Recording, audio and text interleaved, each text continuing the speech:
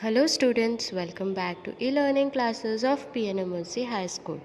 In our today's video, we are going to start with 17th chapter of your environmental studies subject. And name of our chapter is Life in Water. So, I would like to request you all to open your textbooks and quickly come on page number 119 so that we can start with explanation of our chapter. As soon as you will open page number 119, you will find chapter number 17 of unit 4 and name of chapter is Life and Water. Water is home to many plants and animals. जो पानी है वो काफ़ी सारे plants और animals का क्या है, घर है. Plants and animals living in water bodies are called aquatic plants and aquatic animals respectively. जो भी एनिमल्स पानी में रहते हैं उन्हें क्या बोलते हैं, एक्वेटिक एनिमल्स. और जो भी प्लांट्स पानी में ग्रो करते हैं उन्हें बोला जाता है aquatic plants. Water bodies like sea, ocean, rivers, lakes, ponds, etc. have a large variety of plants and animals. जो भी वाटर बॉडीज़ होती है जैसे सी है, लेक है, रिवर है, इन सब में बहुत सारी अलग अलग वैरायटी के प्लांट्स और एनिमल्स होते हैं. It is believed that life on earth originated because of the presence of water. और ऐसा माना जाता है कि अर्थ पे जो लाइफ पॉसिबल है वो क्यों है, क्योंकि यहाँ पे पानी का प्रेजेंस है. First of all we are going to study about plants and water. Many kinds of plants grow in water. They have special features which help them to make their food through photosynthesis. मतलब बहुत सारे अलग अलग type के plants जो होते हैं वो कहाँ ग्रो करते हैं, पानी में. और उन लोगों में एक स्पेशल फीचर होता है जो क्या है, वो फोटोसिंथेसिस की हेल्प से अपना फूड बना सकते हैं. हमने आगे के चैप्टर में फोटोसिंथेसिस पढ़ा है जिसका डायग्राम आप लोगों ने आपकी नोटबुक में भी बनाया था. Submerged plant. These grow under the surface of water. They have roots fixed to the water bed. They have spongy stems which help them to float in water. मतलब जो सबमर्ज प्लांट्स होते हैं वो कहाँ ग्रो करते हैं, पानी के सरफेस पे. इनके जो रूट्स होते हैं वो फिक्स होते हैं कहाँ पे, वाटर बेड में. और उनके जो स्टेम्स होते हैं वो स्पॉन्जी होते हैं. स्पॉन्जी मतलब सॉफ्ट, जिसकी वजह से वो पानी पे फ्लोट कर पाते हैं. They have narrow leaves and no stomata. उनकी जो लीव्स होती है वो कैसी होती है, नैरो, और स्टोमेटा उनमें नहीं होता है. What do you mean by stomata? The question may be arising in your head. Stomata means the small cells on the leaves or some plants which help them to absorb carbon dioxide and release oxygen. Stomata का मतलब होता है कि उस leave पे क्या होते हैं, छोटे छोटे सेल्स होते हैं जिसकी हेल्प से कार्बन डाइऑक्साइड वो लोग एब्जॉर्ब कर सकते हैं और ऑक्सीजन रिलीज़ कर सकते हैं. Most submerged plants clean the water by absorbing the carbon dioxide in it and releasing oxygen. This means कुछ submerged plants ऐसे होते हैं जो पानी को क्लीन करते हैं by absorbing carbon dioxide and releasing oxygen.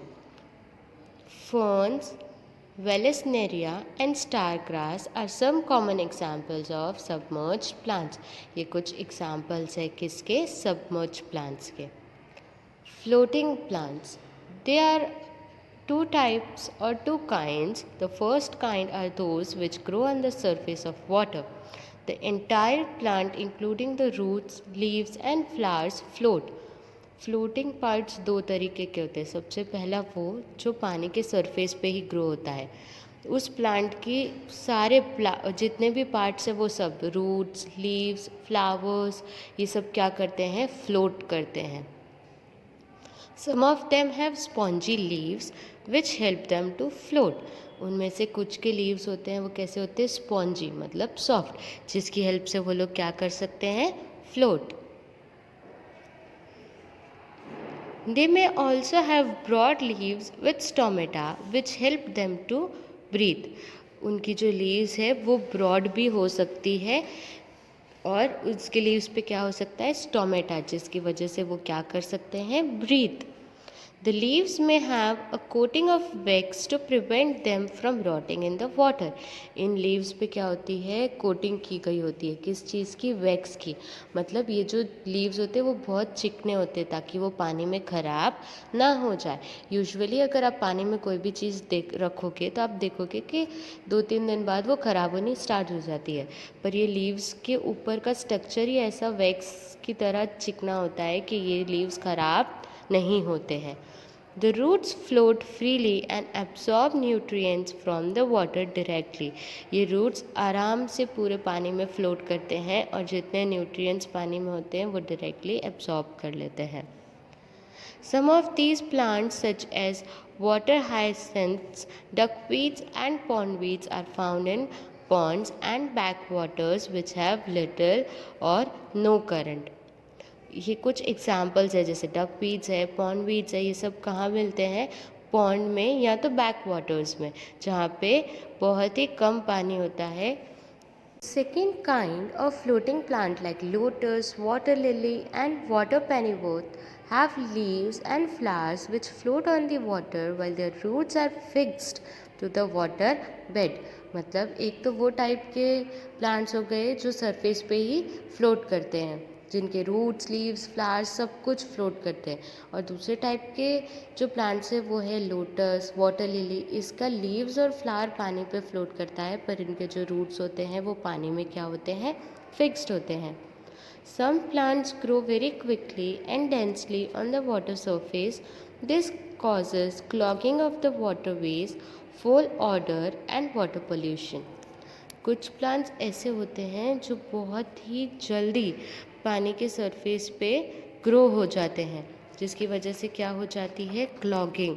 Clogging मतलब ब्लॉक हो जाना, एक सब कुछ एक ही जगह गैदर हो जाता है, या तो वो पूरी थिक उसके लीव्स हो या थिक फ्लावर्स हो या तो कुछ वेट मैटर हो, ये सब एक जगह पे जब कलेक्ट हो जाता है तो वाटर वेज में ब्लॉकेज हो जाता है। फोल ओडर मतलब गंदी स्मेल आने लगती है और वाटर में पोल्यूशन होता है।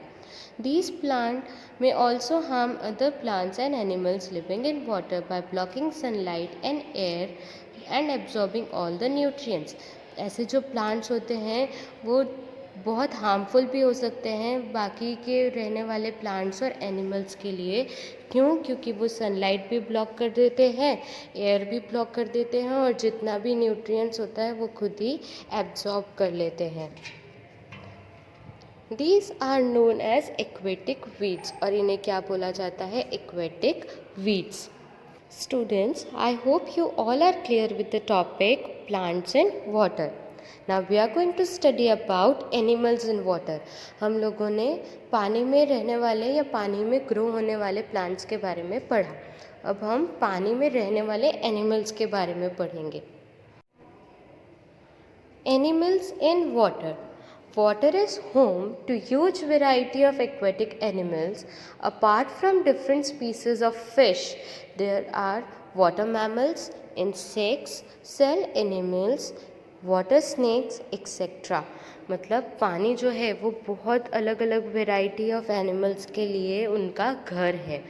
फ़िश की अलग अलग स्पीसीज़ मतलब अलग अलग टाइप के फ़िशेस के अलावा और भी बहुत सारे अलग अलग टाइप के वाटर एनिमल्स पानी में पाए जाते हैं, जैसे मैमल्स हो गए, कुछ इंसेक्ट्स हो गए, शेल्ड एनिमल्स हो गए, वाटर में रहने वाले स्नेक हो गए, और भी बहुत सारे।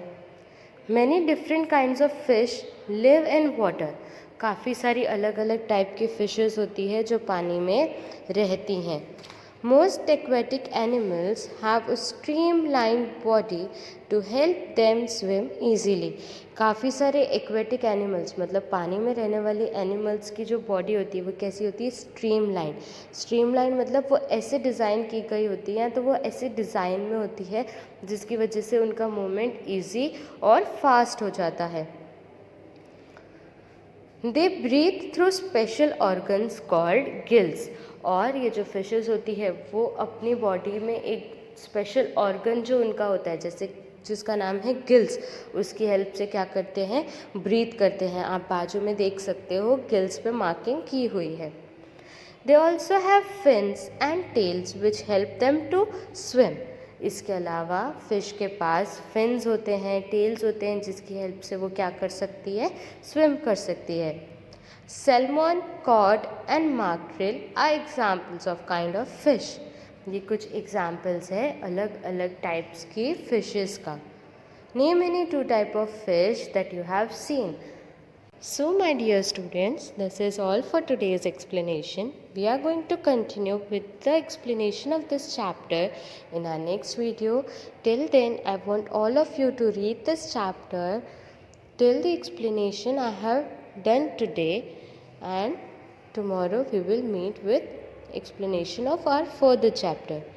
Stay home students. Take care of yourself. Thank you.